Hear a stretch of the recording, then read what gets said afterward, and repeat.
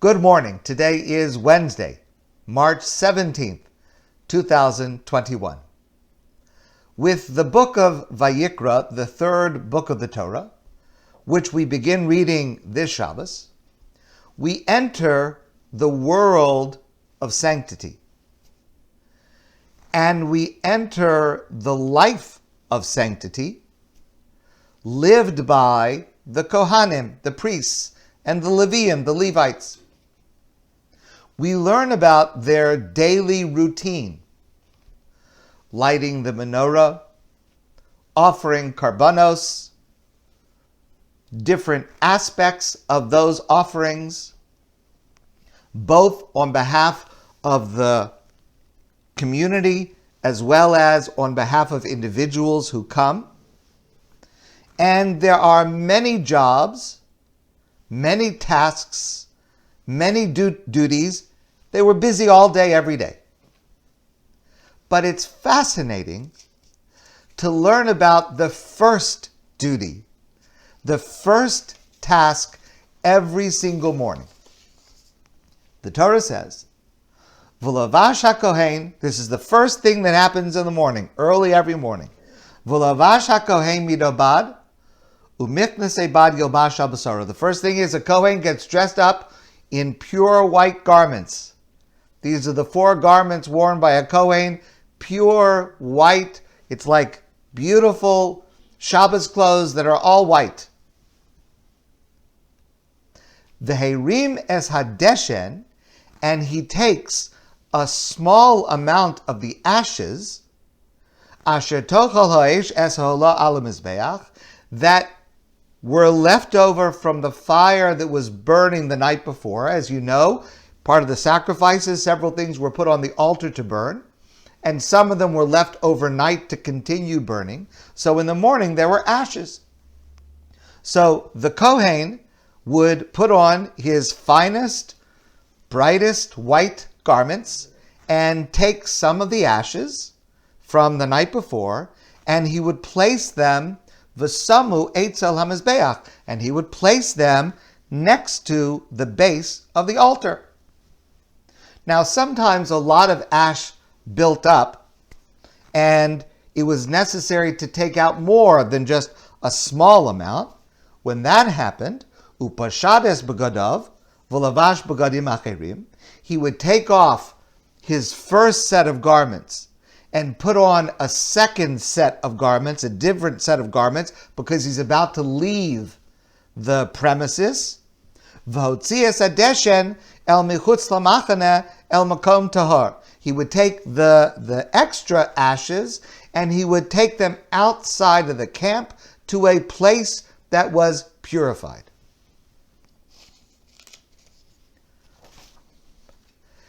In other words, the first job every morning was taking out the garbage. And what's amazing is not just that the Kohen would get dressed up in white garments. Can you imagine? You're going to take out the garbage. Say, hold on a second. I have to put on my Shabbos clothes. I have to put on a suit and a tie and make sure everything is perfect. And now I can take out the garbage. But that's exactly what happened.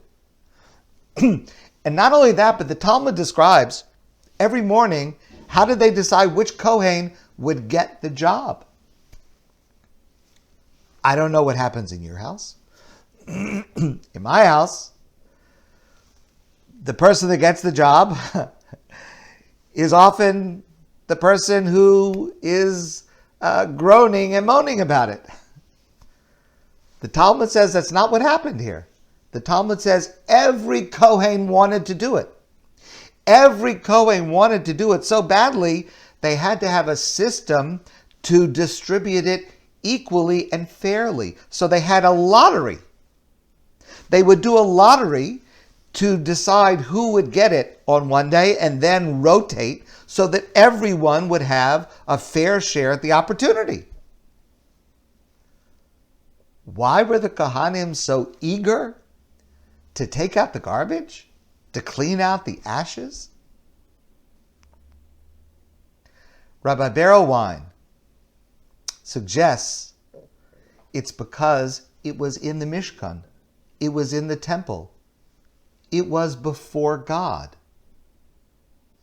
It was a way of serving God. It was the first task on the list of tasks in the daily routine of serving God. And when one has the awareness that by their action they are serving God, there is no task too manual or menial. This is serving God. This is what God wants. There is no greater activity in the world. Just think about if we could try to apply that attitude. One of the most important goals in family life is shalom bayis, harmony within the home. That's the standard that we strive for with our families, with our spouses. And it is a way to bring the Shekhinah, God's presence, into our home. So let me ask you a question. And I'm asking myself this question. Is there any task in my home that is too manual or too menial to be performed with enthusiasm and love when it leads to shalom bayis? There's no such thing as undignified. There's no such thing as menial, because it's bringing peace. It's bringing God into our home. It's bringing the family closer together. Viktor Frankl widens our understanding of this approach to even the most extreme circumstances. He wrote, "Those who have a why to live can bear with almost any how." If you're living a life and you understand the meaning that you are bringing to life, then there is almost nothing you cannot bear once you realize, or while you realize, the meaning that it signifies, that it brings, that it causes. Frankl wrote, "Life is never made unbearable by circumstances, but only by lack of meaning and purpose." What happens to me never makes my life unbearable. Let me just point out, Viktor Frankl was talking about his experiences in Auschwitz and other concentration camps. He went through the worst that human beings can ever experience. And this is what he came out with, that life is never unbearable by the circumstances we face, but only by the lack of meaning. And if we find meaning and purpose, then anything is bearable. This is certainly true about some of the things that we face today. Wearing a mask, staying at home, missing milestones in our lives, being alone. I don't mean in any way to minimize any of these things, but the key is to focus on the meaning of it. When we do these things, we are fulfilling God's mitzvah, V'nishmartem ma'od lenafshosechem, be exceedingly careful concerning your health, which is God's highest priority, for which all the other mitzvahs are set aside. So when we do these things, and when our natural inclination is to feel very bad about what we're going through, if we can focus on the meaning that we are bringing as a result of it, I'm protecting my life. That's God's highest priority. I'm protecting your life.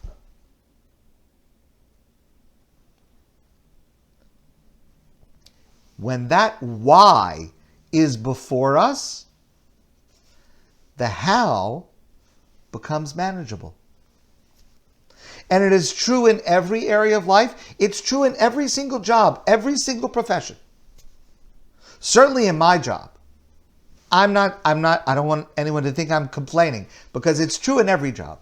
But there are so many times, and I'm not going to give you examples because I don't want to share this part. There's so many times in my job where I'm called on to do something that is not part of my job, not, in quotation marks, befitting the dignity of my position, in quotation marks, because that's a ridiculous concept. But here's the thing. If you want people to come to shul to daven, under normal circumstances, the door's got to be unlocked. Now, even if it was somebody else's job to unlock it, but if I'm called on to unlock the door, I can either complain about, well, how come the person whose job it was didn't do it? Or I can think about, without this task, nobody gets in. Nothing happens. The whole purpose of why we have this whole experience, why we have this whole institution, is missed if the door is locked. Certainly, in these days leading up to Pesach, we have ample opportunities to practice this. With COVID and with Pesach cleaning, the indignity, the effort, the routine, it can all be done wearing our best clothes, pure white garments, dressed up for the task, if we see ourselves as a Kohen serving God with these actions, because that is precisely what it is. And as long as we have that why in front of us, the how will be sublime. It will be magnificent. Sometimes, though, we may start out with that perception, but then we lose it halfway through. So, a husband comes home and says to his wife, this year, I really want to help out before Pesach. I know I haven't really helped out in the past, but this year is different. Whatever you need, whatever you want me to do, I'll do it. So the wife says to him, honey, please don't take this the wrong way, but the best thing that you could do for me is to leave the house and let me get my work done without any interruptions. That is the best thing that you could do for me. 3 hours later, his wife hears him coming back into the house. And she says to him, I thought I told you, the best way for you to help me would be to leave for the whole day so I could get all this work done without interruptions. And he says to her, you expect me to help the whole day? Yes, you should help the whole day. And you should have in mind that you are a Kohen, wearing the brightest white garments, serving God with every action that you are performing. My friends, I wish you a great day, and I look forward to seeing all of you soon in person.